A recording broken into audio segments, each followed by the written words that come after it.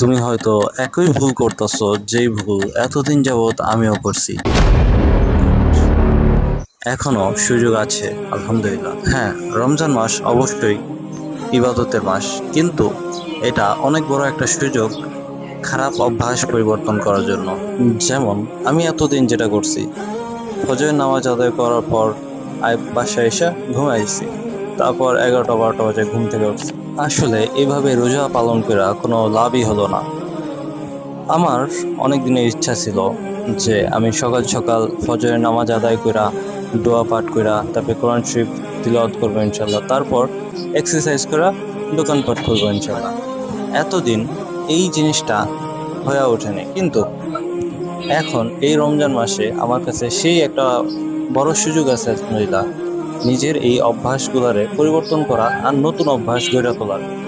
তোমার কাছে হয়তো মনে হতে পারে যে আরে রমজান মাসে তো অনেকটুকু সময় চলে গেছে। কতটুকু সময় গেছে?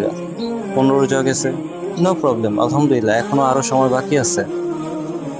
এখনো আরো সময় সুযোগ বাকি আছে নতুন একটা অভ্যাস তৈরি করার।